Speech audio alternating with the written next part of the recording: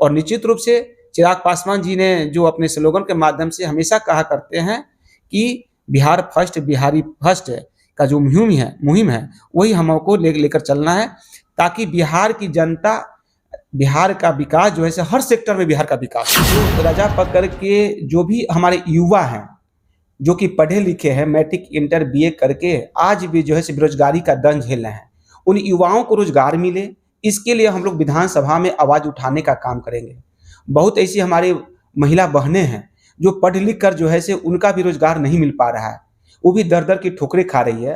वैसे बहनों को जो है रोजगार मिले, इस तरह से जो है हम बताना चाहते हैं कि वर्तमान में अभी जो है जो विधायिका है प्रतिमा दास, एक महिला है, लेकिन अभी तक हमने देखा है कि कभी भी विधानसभा में उन्होंने महिलाओं के मुद्दा के लेकर, युवाओं के बेरोजगारी मुद्दा को लेकर कभी आवाज उठाने की। कुछ बिचौलिए ऐसे हैं जो कि बिना काम किए हुए मनरेगा की राशि का उगाही कर रहे हैं, समझे। इसका हम लोगों ने भ्रमण किया है तो बहुत ऐसा शिकायत हमको मिला है। जो हमारे मजदूर लोग हैं उनको काम। हमारी मौजूदगी राजापाकर विधानसभा क्षेत्र में है और राजापाकर विधानसभा से एलजेपीआर के कार्यकर्ता मुकेश पासवान जी हैं और मुकेश पासवान जी ने अपनी दावेदारी ठोक दी है राजापाकर विधानसभा पे। कहते हैं कि राजापाकर में आज तक जो भी विधायक आए हैं राजापाकर के लिए उन्होंने कोई काम नहीं किया है, सिर्फ अपनी जेब भरने का काम किया है। तो मुकेश जी से जानते हैं कि आखिर राजापाकर से इनकी दावेदारी इतनी मजबूत कैसे होती है। सबसे पहले स्वागत है सर। नमस्कार। सबसे पहले तो राजापाकर विधानसभा क्षेत्र की सभी सम्मानित जनता को जो है हम हाथ जोड़कर प्रणाम करते हैं। और जैसा कि राजापाकर विधानसभा क्षेत्र का हमारी पार्टी की ओर से सभी जगहों पर जो है मीटिंग चल रही है, हम लोग दौरा कर रहे हैं और लोगों का जो है काफ़ी समर्थन मिल रहा है। और राजापाकर सीट पर यदि हमारी एनडीए की तरफ से हमारी पार्टी को वह सीट मिलता है तो निश्चित रूप से हमारी पार्टी के प्रत्याशी, खासतौर से यदि मुझे टिकट मिलता है तो हम लोग रिकॉर्ड मतों से जीत हासिल करेंगे।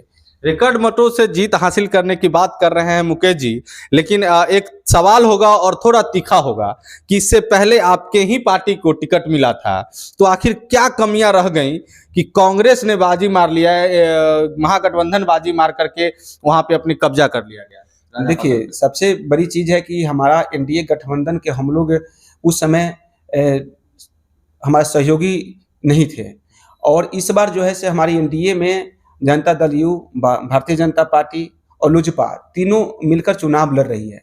और निश्चित रूप से जब संगठन हमारा मजबूत है, एनडीए संगठन काफी मजबूत है, तो निश्चित रूप से हमारी सीट जो है निकलना तय। लेकिन राजापाकर से अगर मुकेश जी आएंगे तो राजापाकर में ऐसा कौन सा काम है जो सबसे पहले राजापाकर की जनता को आप देना चाहेंगे? देखिए, राजापाकर का क्षेत्र का जब भ्रमण करते हैं तो हम पाते हैं कि राजापाकर क्षेत्र वासियों के साथ में ढेर सारी समस्या है।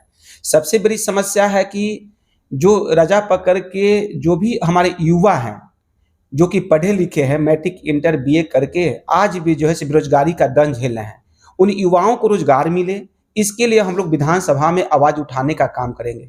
बहुत ऐसी हमारी महिला बहनें हैं जो पढ़ लिख कर जो है उनका भी रोजगार नहीं मिल पा रहा है, वो भी दर दर की ठोकरें खा रही है। वैसे बहनों को जो है रोजगार मिले, इस तरह से जो है हम प्रयास करेंगे।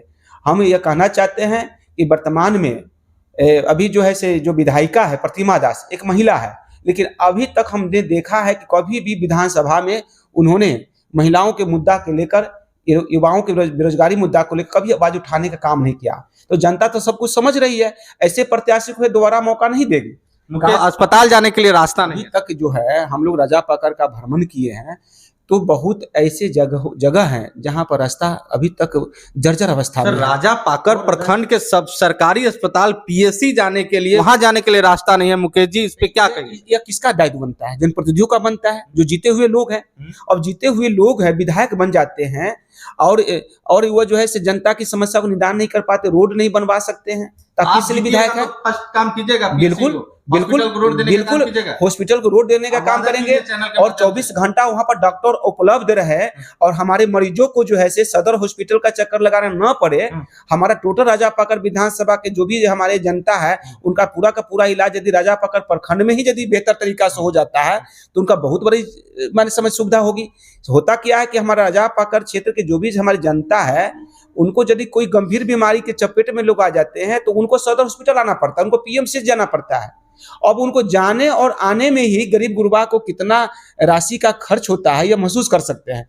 हम चाहते हैं कि हमारे राजापाकर विधानसभा में, राजापाकर प्रखंड में जो है से समझिए कि ब्लॉक में एक अच्छे अस्पताल हो जहां 24 घंटा जो है से डॉक्टर रहे और गंभीर से गंभीर बीमारी का इलाज वहां पर हो, ऐसी व्यवस्था सुनिश्चित करने का सड़क आप दे दीजिएगा। देखिए, विधायक बनते सबसे पहला काम बिल्कुल सड़क बिल्कुल दीजिएगा। देखिए, सड़क हम लोग की प्राथमिकता में है। हम ये भी कहना चाहते हैं, बहुत ऐसे टोला है, अनुसूचित जाति का टोला हो, पिछड़ा वर्ग के टोला हो, कोई टोला है जहां पर मुख्य सड़क से लेकर उनके घर तक जाने के लिए एक पगडंडी रास्ता है। हम कोशिश करेंगे कि उनके घर तक जो है से एक सड़क पहुंचे, पक्की सड़क तक पहुंचे, ताकि लोगों को जाने में सहूलियत हो। मुकेश सर, एक चीज और हम कहेंगे, और ये राजापाकर ही नहीं लगभग पूरे बिहार की समस्या है। आपका भी समय का अभाव है, बहुत कम समय लेते हुए, मनरेगा जो है, मनरेगा में एक तरीके से कुछ लोगों का वर्चस्व आ गया है। जैसे मनरेगा मजदूर को के नाम पे पैसे की निकासी हो जा रही है, ऐसे भी आरोप आए हैं, बहुत सारा ऐसा हम दिखा देंगे। निकासी हो जा रही है, उनको सही मजदूरी नहीं मिल पा रहा है, सही से काम नहीं मिल पा रहा है। इसके लिए क्या ठोस कदम उठाया? देखिए, मनरेगा एक भारत सरकार की एक योजना है और मनरेगा के तहत कानून में जो है से वर्णित है कि जो भी हमारे भारत के जो भी मजदूर है उनको काम देने की गारंटी है मनरेगा। और रह गया कि सरकार, हमारी केंद्र सरकार अभी जो वर्तमान में चल रही है और मनरेगा को सुचारू ढंग से वो चलाना चाह रही है, लेकिन कुछ बिचौलिए ऐसे हैं जो कि बिना काम किए हुए मनरेगा की राशि का उगाही कर रहे हैं, समझे। इसका हम लोगों ने भ्रमण किया है तो बहुत ऐसा शिकायत हमको मिला है। जो हमारे मजदूर लोग हैं उनको काम नहीं मिल पा रहा है। हम चाहेंगे यदि इस तरह की यदि समस्या आ रही है तो लोग शिकायत करें, ताकि हम लोग जिला स्तर पर इसको मुद्दा को हम लोग जिला पदाधिकारी के समक्ष रख कर जो है से इसका निदान करने की हम लोग कोशिश करें, ताकि कोई भी किसी का राशि की उगाही न कर सके। देखिए, समय आपका कम है, तो कम समय लेते हुए राजापाकर की जनता को क्या कहना चाहिएगा? किस तरीके से उनसे आप अपने लिए समर्थन मांगिएगा, अपने लिए आशीर्वाद मांगिएगा? हम राजापाकर क्षेत्र की जनता से हम यही कहना चाहेंगे कि पिछले लगभग 15-20 वर्षों से हम राजापाकर क्षेत्र का भ्रमण कर रहे हैं और उनके सुख और दुख में हमेशा शरीक होने का काम कर रहे हैं। और मुकेश पासवान आपका बेटा है, आपका भतीजा है, आप एक मौका हमें जरूर आप सभी दे, आशीर्वाद दे, ताकि आपका जो है से हम एक सेवक बनकर जो है से आपकी हम सेवा कर सके। हम बहुत ऐसे हमारे मन में विचार है जिससे कि राजापाकर क्षेत्र के लोगों को जो है से निश्चित रूप से भला होगा। बहुत ऐसे हमारा सोच रखे हैं कि राजापाकर क्षेत्र को जो है से इसका लाभ मिलेगा।